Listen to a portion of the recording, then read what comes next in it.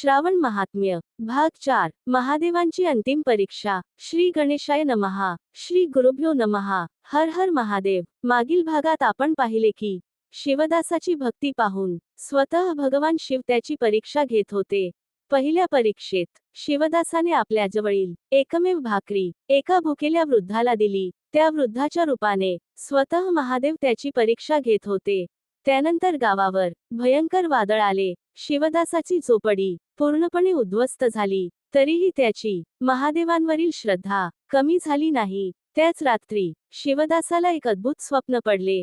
एका विशाल नदीच्या काठी तो एकटाच उभा होता। नदीच्या शांत पाण्यावर चंद्राचे प्रतिबिंब पडले होते। संपूर्ण परिसरात एक दिव्य शांतता होती। अचानक नदीच्या मध्यभागातून एक तेजस्वी प्रकाश दिसू लागला। तो प्रकाश हळूहळू शिवदासाच्या दिशेने येऊ लागला आणि त्या प्रकाशातून एक गंभीर दिव्य आवाज ऐकू आला, शिवदासा, तुझी परीक्षा अजून पूर्ण झालेली नाही। आता तुला सर्वात मोठा त्याग करावा लागेल। शिवदास घाबरला। त्याने हात जोडले आणि विचारले, प्रभू, मी काय त्याग करू? दिव्य आवाज पुन्हा आला, तुला सर्वात प्रिय असलेली वस्तू महादेवांच्या चरणी अर्पण करावी लागेल। हे ऐकताच शिवदासाच्या मनात अनेक विचार येऊ लागले। त्याला आपल्या आईची आठवण झाली, वडिलांची आठवण झाली, त्याला आपले छोटेसे घर आठवले आणि त्याच्या मनात भीती निर्माण झाली। जर महादेवांनी माझ्याकडून माझ्या आईला मागितले तर? जर त्यांनी माझ्या वडिलांचा त्याग मागितला तर? शिवदासाच्या डोळ्यांत अश्रू आले, पण काही क्षणांनी त्याने स्वतःला सावरले। तो म्हणाला, हे महादेवा, माझे सर्वस्व तुमचेच आहे। तुम्ही जे मागाल ते मी श्रद्धेने अर्पण करीन। हे शब्द उच्चारताच तो दिव्य प्रकाश नाहीसा झाला आणि शिवदासाची झोप उघडली। पहाट झाली होती। देवघरातील दिवा अजूनही तेवत होता। शिवदास उठला। त्याने महादेवांना नमस्कार केला, पण त्याचे लक्ष शिवलिंगावर गेले। काल अर्पण केलेल्या बेलपत्रावर एक लालसर थेंब दिसत होता। शिवदास आश्चर्याने त्या बेलपत्राकडे पाहू लागला। त्याच्या मनात एक अनामिक भीती निर्माण झाली। त्याला वाटले, महादेवांची खरी परीक्षा आता सुरू झाली आहे। सकाळ झाली। सोमशर्मा आपल्या मुलाला म्हणाला, बाळा, आज घरासाठी काही लाकूड आणावे लागेल। शिवदास जंगलाच्या दिशेने निघाला। रस्ता अजूनही ओलसर होता। पावसामुळे सर्वत्र चिखल झाला होता। तो हळूहळू पुढे चालत होता आणि त्याच्या मुखातून महादेवांचे नाम सुरू होते, ओम नमः शिवाय, ओम नमः शिवाय। काही अंतर गेल्यावर त्याला एक वृद्ध साधू दिसला। साधू एका झाडाखाली ध्यानस्थ बसला होता। शिवदासाने त्यांना नमस्कार केला। साधूने डोळे उघडले आणि शिवदासाकडे पाहून म्हणाला, बाळा, तू कुठे चालला आहेस? शिवदास म्हणाला, माझ्या घरासाठी लाकूड आणायला जात आहे। साधूने त्याच्याकडे पाहिले आणि म्हणाला, तुझ्या मनात काहीतरी मोठी चिंता आहे। शिवदास शांत झाला। त्याने आपल्या स्वप्नाबद्दल साधूला सर्व काही सांगितले। साधू काही क्षण शांत राहिला, मग म्हणाला, बाळा, ज्याच्यावर तुझी श्रद्धा आहे त्याच्यावर पूर्ण विश्वास ठेव। महादेव भक्ताची परीक्षा घेतात, पण भक्ताला कधीही सोडत नाहीत। हे शब्द ऐकून शिवदासाच्या मनाला थोडासा धीर आला। त्याने साधूला नमस्कार केला आणि पुढे निघाला। थोडे अंतर गेल्यावर त्याला जंगलात एक विचित्र दृश्य दिसले। एका मोठ्या झाडाखाली एक लहान मुलगा बसला होता।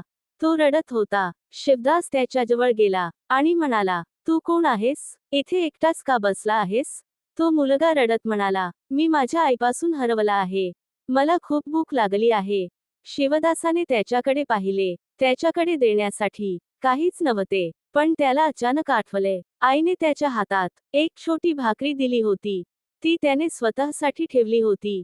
क्षणभर त्याच्या मनात विचार आला, ही भाकरी खाल्ली तर माझी भूक भागेल, पण या मुलाला कदाचित कालपासून अन्न मिळाले नसेल। शिवदासाने ती भाकरी त्या मुलाला दिली। मुलाने भाकरी घेतली आणि हसला। त्या क्षणी जंगलातील वातावरण अचानक बदलले। पक्ष्यांचा आवाज थांबला, वारा शांत झाला। शिवदासाने त्या मुलाकडे पाहिले। मुलाच्या चेहऱ्यावर एक अद्भुत तेज दिसत होते। शिवदास काही समजण्याआधीच तो मुलगा म्हणाला, शिवदासा, तू मला पुन्हा एकदा तुझ्या वाट्याचे अन्न दिलेस। शिवदास थक्क झाला। त्याने विचारले, तुम्ही माझे नाव कसे जाणता? तो मुलगा काहीच बोलला नाही, फक्त हसला आणि त्याच क्षणी त्याचे रूप बदलू लागले। त्या बालकाच्या जागी एक दिव्य पुरुष उभा होता।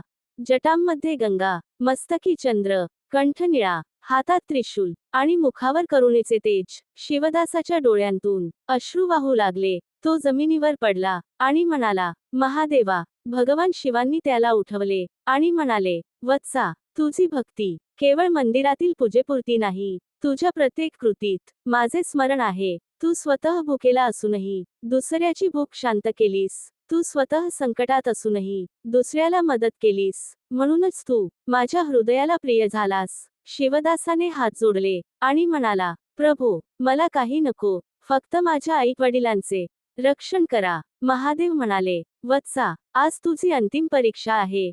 शिवदास शांतपणे उभा राहिला. महादेव म्हणाले, तुला तुझ्या सर्वात प्रिय वस्तूचा त्याग करावा लागेल. शिवदासाने विचारले, प्रभू, माझ्याकडे असे काय आहे जे माझ्यासाठी सर्वात प्रिय आहे? महादेव म्हणाले, तुझ्याकडे एक गोष्ट आहे जी तू रोज माझ्यासमोर अर्पण करतोस. ती म्हणजे तुझ्या मनातील इच्छा. तुझी इच्छा आहे की तुझे घर सुखी व्हावे, तुझे आईवडील सुखी राहावेत. पण आज तुला ही इच्छा देखील माझ्या चरणी सोडावी लागेल. शिवदासाच्या डोळ्यांत अश्रू आले. त्याने हात जोडले आणि म्हणाला, प्रभू, आजपासून माझ्या आयुष्याचे सर्व निर्णय तुमचे, माझ्या आईवडिलांचे जीवन तुमच्या हाती, माझे भविष्य तुमच्या हाती, माझ्या सुख दुःखाचे सर्वस्व तुम्हीच. मी माझ्या सर्व इच्छा तुमच्या चरणी अर्पण करतो. हे ऐकताच भगवान शिव प्रसन्न झाले. त्यांनी शिवदासाच्या मस्तकावर आपला हात ठेवला आणि म्हणाले, वत्सा, आज तू माझी परीक्षा उत्तीर्ण झाला आहेस. तुझी भक्ती द्रव्यामुळे नाही, तुझी भक्ती निर्मळ अंतःकरणामुळे आहे. जो भक्त संकटातही देवावर विश्वास ठेवतो आणि स्वतःच्या दुःखापेक्षा दुसऱ्याचे दुःख मोठे मानतो, त्याच्यावर माझी कृपा सदैव राहते. असे म्हणून भगवान शिव अंतर्धान पावले. शिवदास काही क्षण तेथेच उभा राहिला. त्याच्या डोळ्यांत अश्रू होते, पण मनामध्ये अपरंपार शांतता होती. तो घरी परतला. घरी पोहोचताच त्याने पाहिले, त्यांच्या उद्ध्वस्त झोपडीच्या जागी एक सुंदर आणि मजबूत घर उभे होते. आई दारात उभी होती, वडील अंगणात उभे होते. दोघांच्या डोळ्यांत आनंदाश्रू होते. सोमशर्माने मुलाला जवळ घेतले आणि म्हणाला, बाळा, हे सर्व काय आहे? शिवदासाने आकाशाकडे पाहिले आणि फक्त एवढेच म्हणाला, बाबा, ही माझी शक्ती नाही, ही आपल्या महादेवांची कृपा आहे. त्या दिवसापासून सोमशर्माच्या घरात सुखद समृद्धी नांदू लागली. पण त्यांनी कधीही आपल्या जुन्या दिवसांना विसरले नाही. श्रावणातील प्रत्येक सोमवारी ते महादेवांची पूजा करू लागले, जलाभिषेक करू लागले, बेलपत्र अर्पण करू लागले आणि सर्वात महत्त्वाचे म्हणजे गरजू व्यक्तीला अन्नदान करू लागले.